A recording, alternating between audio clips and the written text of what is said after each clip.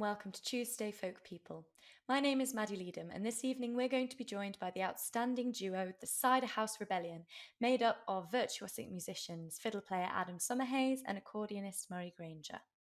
Masters of improvisation, when the pair aren't performing their arrangements of traditional tunes, they are busy creating music to evoke the moment, improvising performances that are completely unique and individual, but all with an undeniable magic. I can assure you that this duo are unlike any other musician on the folk scene, and Phil Beer describes them as compelling, exciting, and utterly original. Over the course of this Tuesday Folk People session, not only will we witness some of Adam and Murray's improvised musical performances, we will also understand the motivations and processes behind their work as we delve deeper into understanding this incredible duo. But for now, I think that it's time that we welcome the Ciderhouse Rebellion to our online studio. Hello, Adam and Murray. How are you both doing today? Good, thank you. Nice to see you. Yeah, not bad at all, Excellent. thanks. Nice Where to be are here. you both currently? Well, I'm in Nottinghamshire, near Retford. And I'm just at the very south of the Peak District, where the kind of last hill escarpment comes down, so the sheep can watch my house from above. Oh, nice. See, I'm from the south of the Peak District. Yeah, where? Yeah, so I'm near Ashbourne area. Oh, well, I'm in Carsington. Oh, gorgeous. Okay, brilliant. That makes a bit more sense with some of the videos that we've got today that our audience are going to see. I was recognising a lot of the landscapes and thinking it looked quite home-like, so that makes sense. But we'll have more on that in a minute. Just before we actually dive straight in with our first song, I just wanted to explore where the name Ciderhouse Rebellion came from. Well, we were both big fans of real ale, and we still are, really. But the real ale, if we could find it. But now real ale has had a strange turn towards being incredibly over-hopped to our taste. And if you go into any pub that used to serve lots of nice, dark, chewy things, everything's pale and tastes of grapefruit. So it's a basic rebellion against the way real ale has gone. And therefore, it's the Ciderhouse Rebellion. We discovered how good proper cider can be. Yeah, it's got to be proper cider. We do have standards, you know. Adam, I think it was Adam's fault. We were playing at Glastonbury and there was nothing to drink in the real ale department. And he said, right, we're going to go and have some cider, and got these pints of incredibly strong, chewy, still cider. And that was it. Kind of, my life was ruined from that moment onwards, I would say. I think that's the best name, or the best reason for a name, really. So on that note, let's go straight into your first song here this evening. And this first song is called Rocks. Can you tell us about this song before we hear it? Well, why don't you start, Murray? Oh, okay then. The simplest thing to say is look at the video, because what we are doing is a reaction to the location of where we were. So we are standing by some rocks, and what we play is what those rocks and that location and the view made us play. Yeah, it's music that's inspired from being just in the countryside in that place. It's an idea that I've had for years, really, and then somehow lockdown made it the only thing we could do, and then we sort of dived in, and the idea was just we went for a walk, we stopped in 3 places, played a tune where we were, and this is one of them. It is indeed halfway between Carsington and Ashbourne, probably a bit nearer Carsington.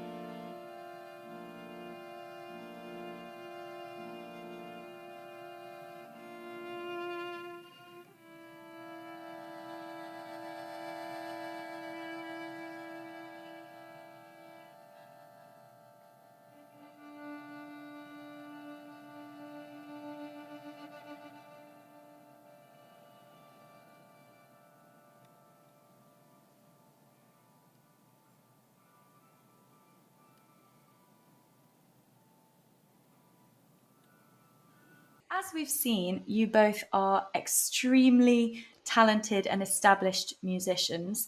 And I kind of wanted to jump straight back and explore how you became that way. How did you get into folk music and into the instruments that you both respectively play? Well, Who's going first? well, I'm just thinking that, I don't know if Murray can really play, to be honest. I think Oh, I knew that was coming. No. At least my instrument's in tune. There we go. Let's That's keep what going. you think. Well, for me, it's quite easy. I started the fiddle. I was taught by my grandpa to begin with, and he did folk fiddle stuff. He had a funny little band called the Hayseeds that did, well, I think they were called barn dances. We might call them gailies more often, but also I learned classical stuff. He had been to music college. He studied violin with the guy who first premiered the Tchaikovsky violin concerto.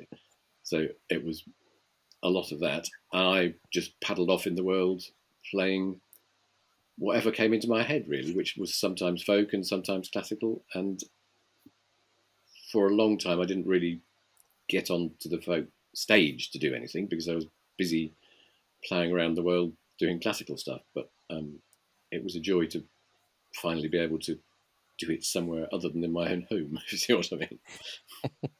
And what about you, Murray?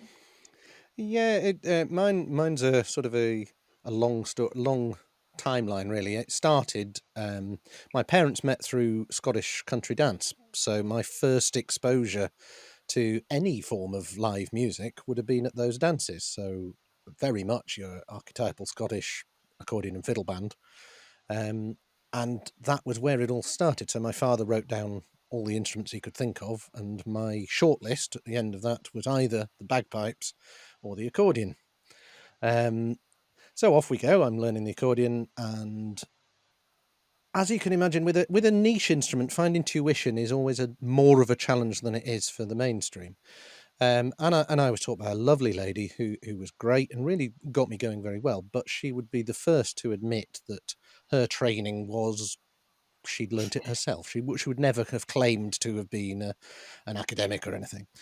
And so I then went down the route of exploring, or my parents and I did, what was going on in the accordion. Where's the tuition? What's happening? And we found a gentleman called Professor Owen Murray, who is the accordion tutor at the Royal Academy of Music in London. And so my tuition went down that route. So we went very much classical, very much academia. I ended up going to the academy, and so now I'm off on a classical route. And then it wasn't quite satisfying me. I mean, I was doing all these things and playing all sorts of weird and wonderful things, but it wasn't me. It wasn't really me. Yeah. And then I came back, and that's really music. I ended up doing teaching and playing, and off we go. That it wasn't really me, and coming back thing is that's what it feels like to me as well. I mean, I still do do the other, but I think this is where it really is nice to be. Absolutely. And I think we both agree that let's call it a diversion, that diversion to the whole academic classical route has done us a huge amount of favour, technique wise and understanding the instrument, all of those things. Fantastic. They really have helped us, and I do not regret it for a second. But I'm much more comfortable in the skin I have now, definitely. So then how did Ciderhouse Rebellion come about? Well, that was a weird one, really. Murray was playing in a kind of three-handed little show with a singer, accordion and fiddle, doing Edith Piaf songs. It was a very good little show. And I was suddenly asked to dep. I think the fiddle player was pregnant, possibly, was she? Yeah. So I came along. We had a rehearsal in my kitchen. Everybody turned up, and then we did a gig. And it's quite it's two halves of repertoire, so it's quite a long thing. So we hadn't played very much together of any one thing. Some of the pieces were these little musette duos, which we might or might not have played through once before we were on stage. Possibly. Possibly. So there we are. And we just set off to play them together, and it really became apparent incredibly quickly that we had some kind of really unusual rapport. We could just pull the music around just anyhow in instinctively, and the other person was always there immediately, and we both came off stage afterwards, looked at each other and said, Christ, we have to do something together. Yeah. It doesn't matter what, but it's got to be something, because this is really unusual. And then we discovered cider. No, stop digressing. And drank cider together. No. But no, that was basically it. We've all played with lots of people over the years, but it's very rare that you find such an instinctive connection. And I think that's what we found just in that first gig, that we almost knew what the other was going to do before they were doing it, as if we'd been playing together for 30 years. And that was gig 1, and it's got better since then. So it's it was quite an amazing. How bizarre that can happen, though. Two people that don't know each other to then have that. Absolutely. Because I feel like that's something that you get from obviously people who've been performing for years, or siblings and stuff like that, but not strangers. Very interesting. Yeah, but we were essentially strangers at that point. I mean, we literally had one rehearsal. Met twice, maybe. Yeah, that's it. Yeah. So no, not even ever had a proper chat or anything. No. So no, it was extremely. It's an odd thing, and it's I haven't experienced it before. Well, because that was one of my questions today, because a huge part of your music is improvisation, and all that sort of thing. And I always thought, or watching the things that you've done, I'm just in awe of how you can improvise but not get out of sync with each other and not have it clashing. And I wanted to know how you do that, how you keep so in sync during these improvisations. Well, the haven't a clue. Truth is, we have no idea. Genuinely not. I mean, we'll look back. Occasionally, we get a bit of video of a live show or something, and it'll be all ploughing along doing something, and then all of a sudden, out of absolutely nowhere, it turns on a sixpence, and we both change dynamic key, start a new groove out of nowhere. And looking at it, you can only think that we have planned that, and that it's something that we have settled in advance, but it just isn't. It just comes from absolutely nowhere, and there it is, and it astonishes me every time. Me too. I've got there are moments. Yeah. You'll see video, or if you come to a gig, you'll suddenly see us sort of have a little grin at each other, and it's not because one has cracked a joke or something. It's because we've both suddenly realised how did that happen? One of those moments happened, and that we just changed key spontaneously and both ended up in the same key. And how? What's just happened? That just doesn't make sense. And it doesn't happen just once; it happens time after time after time. So there is some form of inexplicable psychic connection or something. They're probably going to get into some research project for the government. Probably. Maybe somebody will pay us. Good idea. But it's a funny thing for me as well, because I've always improvised. It's when I pick up a violin, I automatically just start improvising, playing stuff. It was always a nightmare when I was supposed to be learning the next violin concerto, because I'd find I was looking out of the window and playing something completely different, having concentrated for about 13 seconds, which is actually quite good for me. So improvising for me was always just that. I could always just expect music to come out, and I was perfectly satisfied with it. Now that seems really thin, because that music doesn't get filled out and we don't go somewhere. So it's actually, Murray's ruined my ability to enjoy improvising on my own, because it just doesn't. It doesn't expand and grow and turn into these wild soundscapes when it's only me. Thanks a lot, Murray. Sorry about that, folks. Sorry. So why is improvisation so important to you both in your music? Because I don't think I don't know, in a way it's not important to me at all. It's not that I think improvisation is an important thing and everybody should improvise, or improvising is an aim as such. It's just that by letting music dribble out of my violin, that seems to be the music that best expresses wherever my mind is in that moment. It's just such a direct connection to sound and to the creation of sound and melody that's absolutely instantaneous. And I love that. I love that compared to, I'm playing this tune that I already know. That's great as far as it goes, but I might play the tune for a few minutes, but then I'll definitely want it to go somewhere else and to be able to take it there. And it's also, I think go on. Yeah, so I think for me, it's the best way to understand or explain it is to think of it as conversation. Now, if we had a sheet of paper now and I read out the words that I had written and prepared this morning, It'd be rubbish. it's not really me. It's going to be dry. It's going to be a little bit stilted. It's okay. There are actors who can deliver and do an amazing job from scripts and all the rest of it. But for me, I prefer to converse. I prefer to say what I'm thinking at this moment and react to you, and you'll say something, and then I can bounce off that and react to it, and that conversation evolves and develops as we go, and that's great. And that for me is what I wouldn't call it improvisation in sort of the jazz idiom where we've got a strict chord base that we're now going to improv a solo over or anything. It is literally we are having a conversation with each other. Yeah. Just we're using instruments. Yeah. And we don't know what we're going to say at any point. And we don't remember what we said afterwards No. either. Yes. So does that mean that Like most of our... Sorry, is every performance different then? Every single time? Yeah. Oh, Yeah. wow. Yes. Totally. Okay. I mean, when we play live, we do a mixture of... there'll be a bunch of things that we just say, okay, let's play in A minor, and then something will start. No groove, and nothing's planned. Occasionally, I'll just start something that Murray has no idea what I'm going to do, and nor have I, and he just has to pick it up, or the other way around. But we do have some, we'll have a bunch of tunes that are tunes that we like, and we're going to play. But that tune, it might begin and it might start for 30 seconds, and then it goes off wherever it goes, or the tune might not even come in at the beginning. The improvisation will just start, and then the tune gets built into it. So it's like always conversation totally different. cards. Yeah, we've got a box of cards, and we might pick one out that says "Have a conversation now about the potato famine." So there is now a discussion point.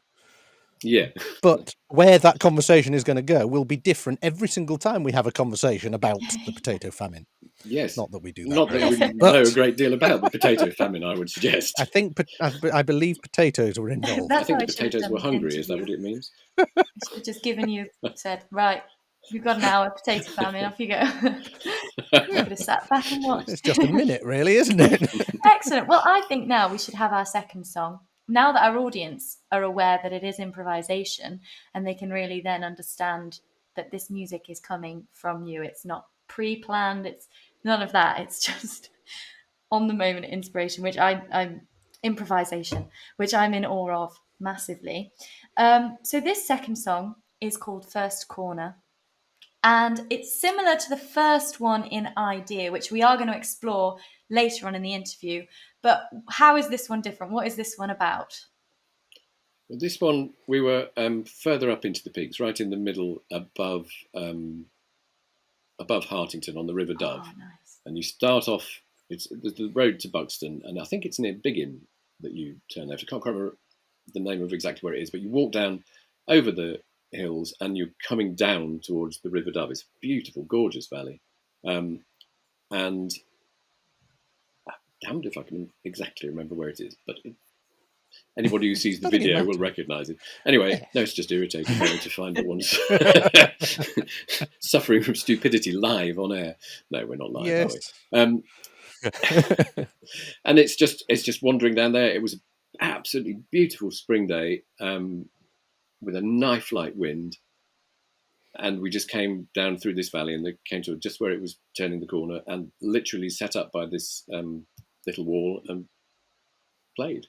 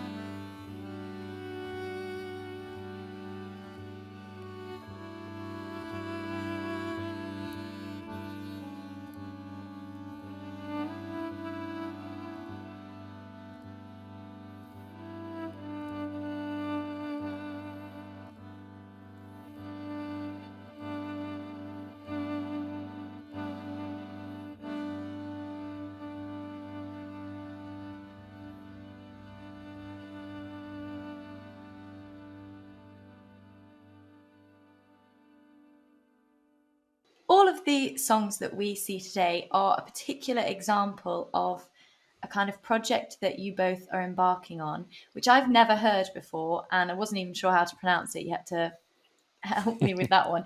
And that is the idea of genius loci. Can you tell us what genius loci is?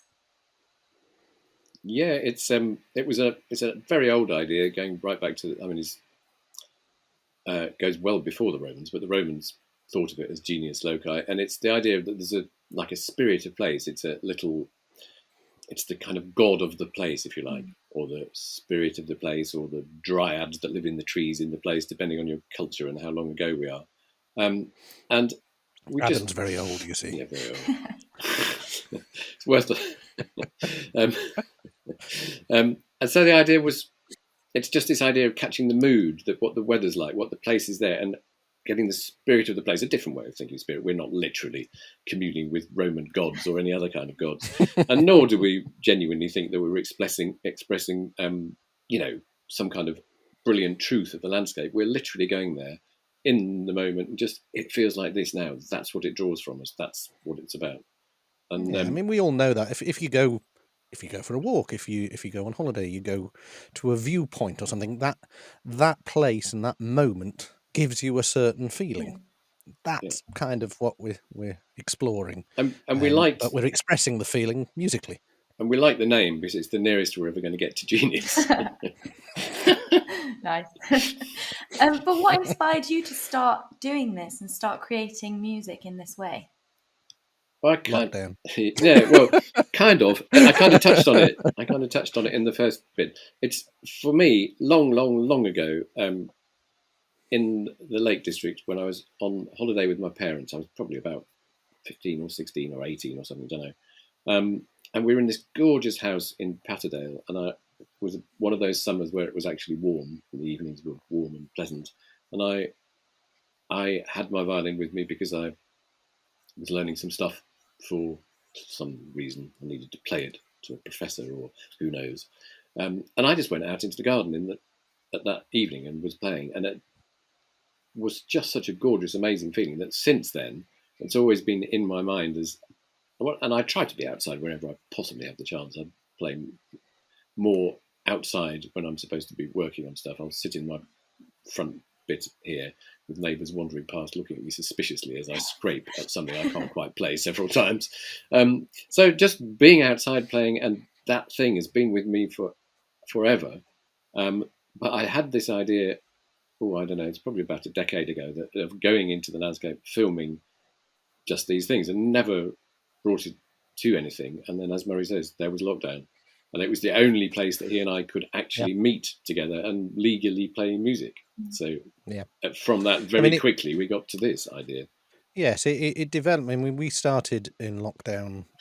The first stage of lockdown, of course, we weren't even allowed to go out. So our first nightmarish collaboration during lockdown was done through the most ridiculous Heath Robinson system of using landline telephones and microphones and headphones, and oh dear me, it was awful. But we managed to do a CD that way, which was quite hilarious. But as soon as we were allowed out a bit more, and we were allowed to meet outside with a 2 meter distance or whatever it was, I can't remember now, we would then go and meet in a forest or somebody's garden or whatever it might have been that was allowed. Well, gardens weren't allowed to begin with, were they? No, gardens weren't. That's why we were in the forest. We went to Clumber Park, if anybody knows it, and we met in the woods there, and we would record. We were doing a weekly YouTube and Face thing, podcasty type thing, and so we would be filming us playing 2 or 3 tunes, and that's where it started. So we got used to the idea and tooled up to record that's the thing. On location outside. Yeah, I mean, it's not the simplest thing to go out and record in the middle of nowhere because there's no mains, and my extension cable doesn't do miles. So we had to tool up with battery-powered recording devices that can do phantom power and all sorts of the tech stuff. It was a little more challenging than it needed to be. Plus, if you're playing 2-3 meters distance, there's all the issues of, well, can I hear you properly? And so it was all a little bit faffy. So there we are. We're all tooled up for this, and we can record outside. And then another lockdown hits. What are we going to do? So that was when Adam's suggestion was, well, why don't we go for a walk? Oh, okay. So we went for a walk with instruments and gear and 2 slaves, and off. And that was Genius Loci 1. Yeah, so it was going to be just Facebook broadcast, that kind of thing. So we wander along, we're chatting, filmed by my daughter trying to stay upright as she walks backwards, and then we do plays. Just for that, it was very funny, wasn't it? And then then we play something, and then wander on and talk some more bollocks, and then play something else, etc. But then once we'd done it, as so often happens, I come up with an idea which is fairly harmless in itself, and then Murray says, "Oh, and why don't we do this?" And so then it became, okay, we've done this now, so let's take this audio that we have recorded out in the woods and fields, and let's make it into a CD. Okay. So with the actual improvisation itself while you're doing this, is it just genuinely you just are playing what you're feeling, or are there certain things out there in the landscape or in the area that really trigger you to have that kind of inspiration? I think it depends on the track. So just thinking of the 2 tracks that we've had. Rocks, I think it was the end of the second day. The weather was getting windier and less sunny by this stage. We were tired. I had a unfortunate incident with the rose bushes and bringing hay fever on at such a force that I wouldn't believe it. So we were tired. We were getting the wind blowing around us and all the rest of it, and it felt quite threatening. And you can also imagine we were sort of, our heads were perhaps in Lord of the Rings and expecting trolls to come around the next corner and attack us or something. It sort of had that feeling. So that, I think, is why that track became a little bit more aggressive, more that way. I think so. On that album, which came out last year, didn't it? Time is slipping past. Anyway, there's a track called River, and that is just by the Dove on a beautiful bit that comes around. There's a corner, and we were standing on that corner, and the river's trickling away, and you can really hear that in the music. So it's not that nobody's trying to describe the river. It's not as prosaic as, oh, stand there and try and describe it. It's just, that's what's there, that's what's around you. And if there's nothing between the feeling in your mind and what comes out of your instrument, those things can just happen so quickly. And I mean, that's the beauty, I think, of what we do. We're both able just to be able to, I felt that, and I've already played it without even having thought. I mean, I mostly, almost without exception, find out what I'm playing by listening to it rather than by intending to play it. It's always is ahead of me, if you know what I mean. Yeah. And so you mentioned just then that came out in an album. So you've released one album, which is is it Genius Loci 1 White Peak, which is all tracks around that area, which the first 2 songs we've had today are from that particular one. And the final one we've got today is also from that album. But you've got one that you've just released at the time that this interview goes out, and on the 1st of April, which is Genius Loci 2. And this one, let me find the name, is The Valley of Iron. That's the one.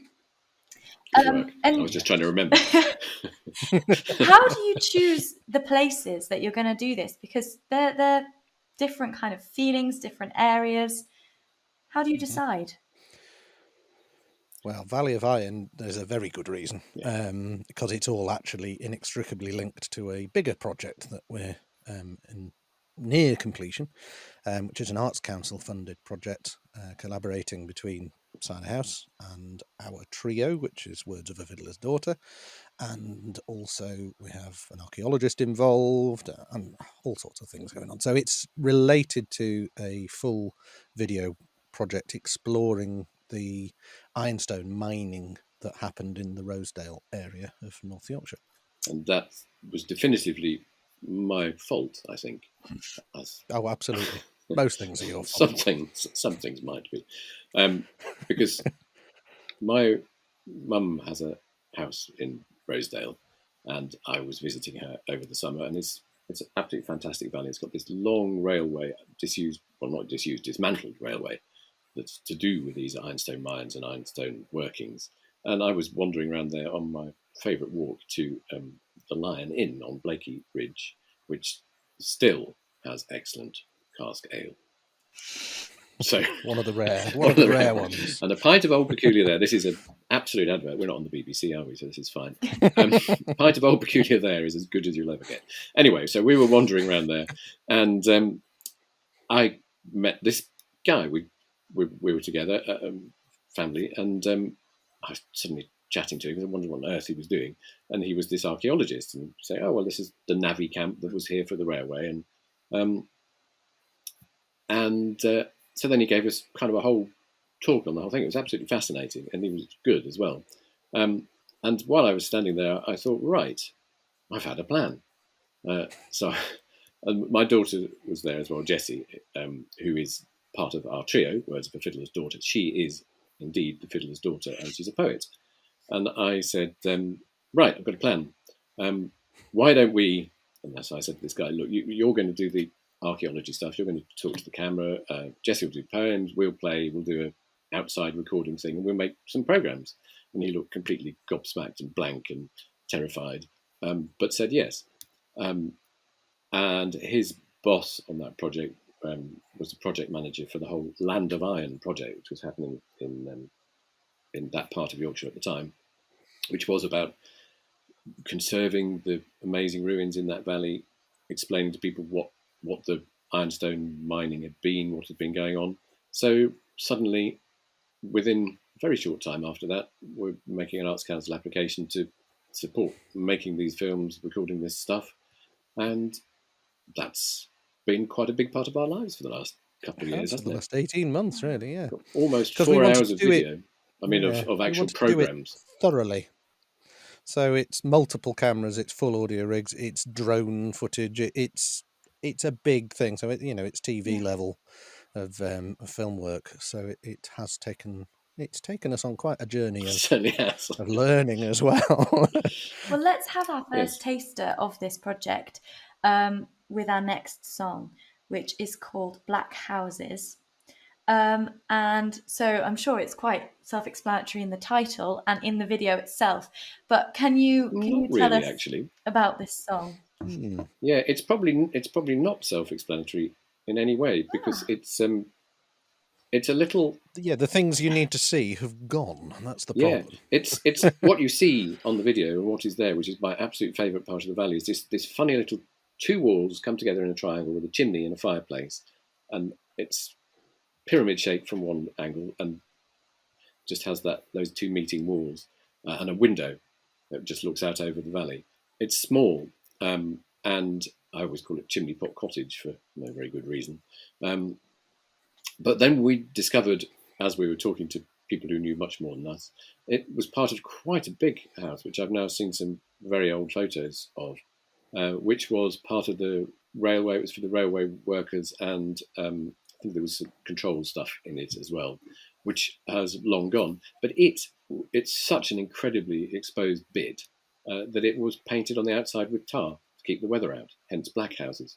So it was, and you could see tiny bits of the tar still on some of the walls now, but you absolutely wouldn't know looking at it that there was any reason to call it black houses. So and the path just next to it would have been the railway. Yeah, it's with close trains to that, thundering past full of ironstone ore and smoke and steam, which you can hear in our thing a bit, combined with the fact that actually we were there on a gorgeous, beautiful, sunny day. So it's not like dark and it's just.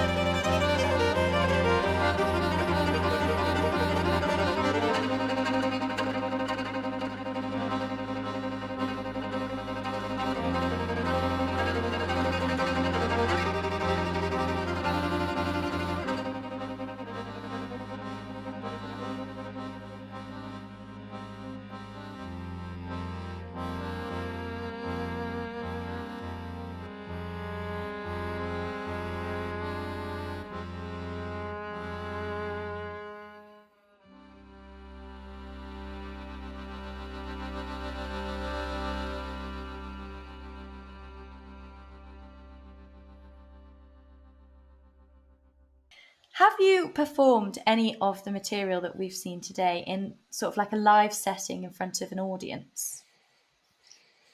No, No. because it's so generated from the moment. It is in a way only a response to that moment. So the music that comes from that, I suppose, feels to us both that it was for then, in a way. Yeah. So when we're in a live setting, either we're going to play something based on one of our little, okay, so let's throw one of these tunes into the hat and see what comes out and how we play it, or we play kind of from then. So then that'll be, we're playing in this room now as we feel after the day we've had, and to the people who are here. So in one sense, you could say, yes, we are doing the same concept, which is reacting to the moment. So we're on a stage and we're seeing what we're seeing, and we're reacting to an audience and whatever the day's been doing to us and all the rest of it, and we will improvise something. So in that sense, we are doing the same. But it is always a reaction to the moment. Yeah. So the moment when we recorded Rocks has passed. So we're not going to play exactly that ever again. Definitely never exactly that. Some of the tunes that we do, no chance. We went back and no chance. We went back and kind of because Murray wanted to stick some of our tunes down in a book, a merchandise. I did. So then go back through. Oh, that's a good little tune. Write that down, and then that becomes a tune which we're likely to reuse as an ingredient. Oh, that was a great tune. Let's use that one again. But actually, we've not gone back over any of this material, looking at what we did actually. So I think specifically the Genius Loci ones they're very much related to the location. They are very much those moments. I'm not sure it's true, because I think, for example, Rose and River both strike me as ones where I can think there's actually some quite strong little tunes in their melodies that, if we wanted to, you could easily hoik out and reuse. It's just, I don't think we're so interested in redoing stuff on the whole as doing whatever comes next. Because that's what I was really interested in. If you are reacting to the moment, how you would then take that elsewhere and evoke the feeling of that place if you're not in that place. But the fact that Genius Loci is so authentic to the moment, you just can't take it. You can't take that time in White Peak and bring it to somewhere like in London, say. That's not possible. And I think that's kind of what makes it special. I mean, you can evoke the same feelings maybe, and I'm sure a lot of the music that we do, you can take people to places like that as through what we're doing, because it's not we're not playing the moment. We're not describing. If I was playing here now, I wouldn't be playing the shape of my cupboard to you. Hopefully. So it takes you somewhere that's just in your head, which is, for us, those places inspired that it's interesting when we do stuff with Words of a Fiddler's Daughter with Jessie, because she's written a poem, even if that poem is written for a specific place, which in the stuff we're doing up in Yorkshire, they're written for one of the old kilns or something. So she's written something that goes there. But that then gives something that our music is always going to be pinned to. We still don't play the same thing ever twice, but we're responding to those ideas is much more tangible than. I suppose it's possible for us to react to our internal thoughts. So I could, for instance, I've got a great attachment to the Orkney Islands. I've been going there for most of my life. So I could, on stage, bring into my mind memories and thoughts and images of that, and then what I play is likely to be coloured by those memories and thoughts. Or if we're hearing Jessie reading a poem, that is creating imagery in our heads that we can then react to. So I suppose in that sense, we could redo by remembering the location we were at when we recorded that track, but it'll never be the same track. It might be related to, but it'll never be the same. So that's why the recordings are so special, because it is captured in that moment. They are unique. Fantastic. And now going back to the Ironstone Tales, I just wanted to kind of find out what it is you're actually hoping to achieve through the project. For finishing it. I've finished my bit. Yes, but no, you haven't. No, I haven't. No, I'm currently. I just finished phase 1 of the 5th video, but I've got to get through 6, 7, and 8 before Murray's next bit. So that's why I say finishing it, because it would be great to have got a bit further through. What are we hoping to achieve? I don't know. Well, it is to increase awareness of that bit of history. I mean, it's an area of very much English history that I was completely unaware of. And I'm sure there are many, many examples of a very specific location where something happened at a period of history that is not mass information. It's not mass known. It's not the Battle of Hastings.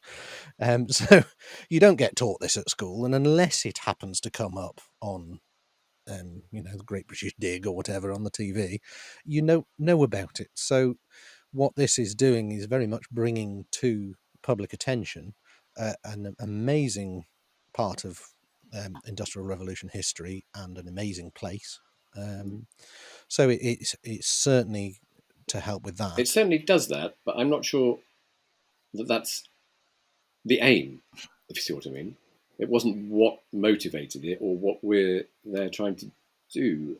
For us, in a way, it was the being and the doing and the creation from that. That's the aim. It's the aim to go in the landscape and let it, or let you make it into music or poetry. It was very much the artistic creation of what we've made. So the films go from the interesting talky stuff to these bits of film, which are like little music videos, I suppose, filmed there and then with the music that comes out, music and the poems that come out on the discs. And that's a huge part of what the aim is. That's in having done that's what the project's for. It's to have created that music, to have created those poems. Yeah. It's just such a fascinating place that the rest seems really important and interesting to do as well. And why do you think the medium of folk music and poetry is good for doing, especially, Murray, your point of kind of educating on the history? Why do you think that those two are good mediums for doing that? I think what the programs are doing are actually hitting you in the 3 ways that I think are important. So you've got the education. So you're listening to an archaeologist telling you're listening to the whole history of what went on here and some of those stories. So that you can learn on one level. Then you've got the poetry, and you telling me a story, I engage in one direction, but when it's a poem, I think you absorb it and react and engage with it in a completely different way. It evokes much more of an emotional response, and it can give life to that history in a way that just telling me the history isn't going to do. And the poems are definitive. Sorry, just before you get on to no, keep going. The poems are definitively not telling you the history. They come from, she's heard and knows this history, and it sparks an idea which will reference that or be a part of it, or there's a couple that link directly to some specific thing. But the poem is an act of imagination. Absolutely. Inspired by. So it's already one step removed from telling you the history before it starts. It just brings the whole area into some kind of amazing focus where you can get something emotional from it, as Murray was saying. And number 3, you were saying, Murray. Well, before I say number 3, you've actually made me think. There is, I can think of one poem which is a horrible story related to a child being killed on the railway. And I remember us being told this. And it's a horrible story. And you think, gosh, that's horrible. And then Jessie writes a poem that is the same, basically. She is retelling the story. But she brings in the emotion at a level that you cannot get from the story. And Adam and I were struggling by the end of recording this one, with both of us near to tears. It was just connected with us at such a level. Because we heard it for the first time as we're recording it, because that's how we do it. She says, it's a kind of a saddish one. You need to, don't start with a jig. And then we just start with something. And then we follow the poem. So we heard it both as she was reading it as we were playing, as we were recording it, yeah, we were both, Jesus, this is... It was difficult, and it continued to be difficult because I'm the engineer, so I'm mixing it here, and I had to have breaks whilst doing the album. Oh.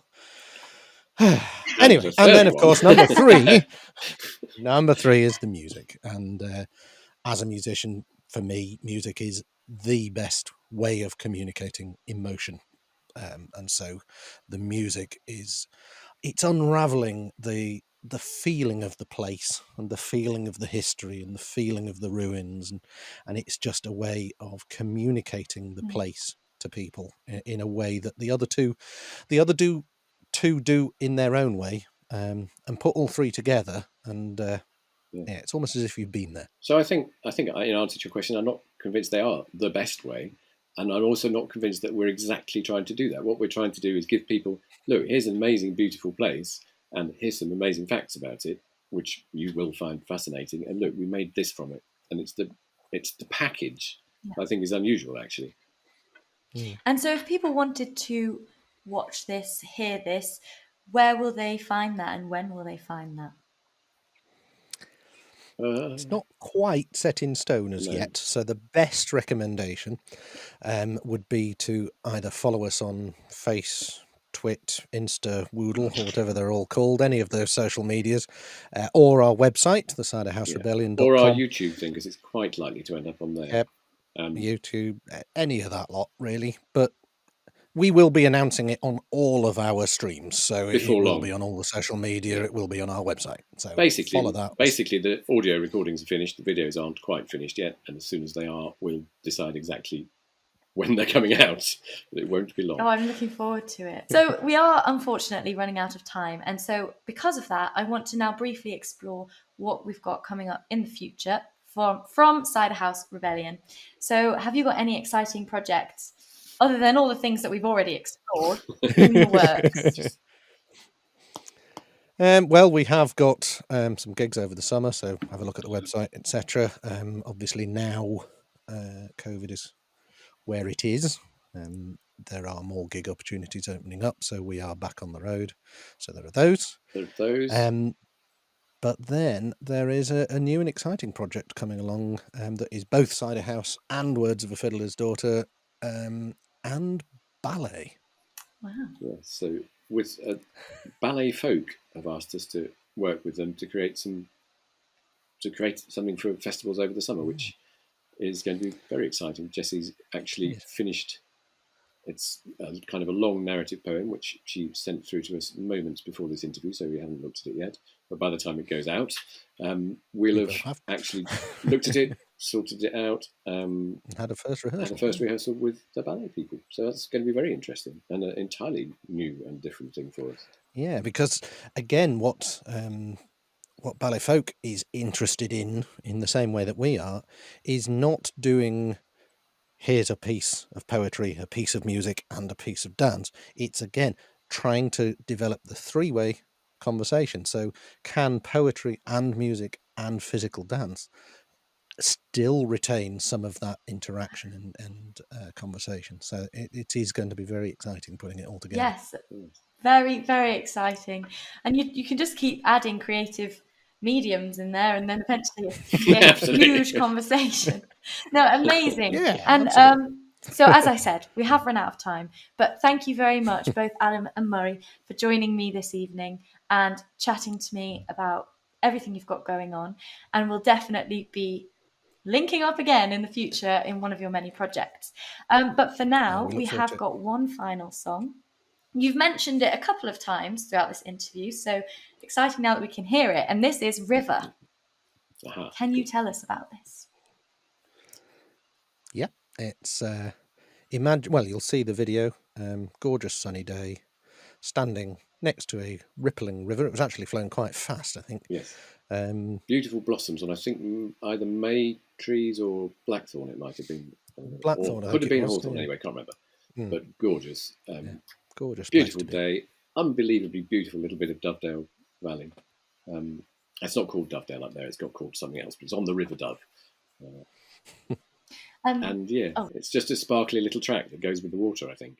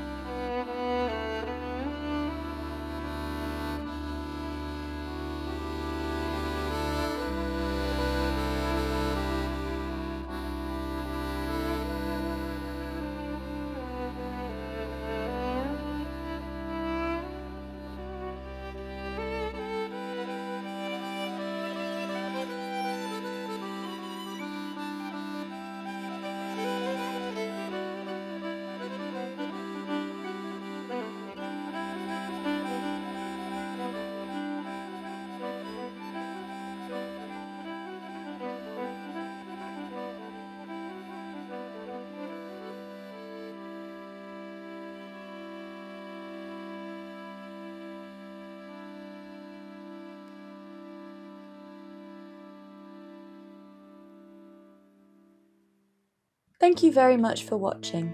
To find out more information about our future Tuesday Folk People sessions, please sign up to our mailing list or keep an eye on our social media and website. Our next session will be a week from today at 8 p.m. See you then. There's a bar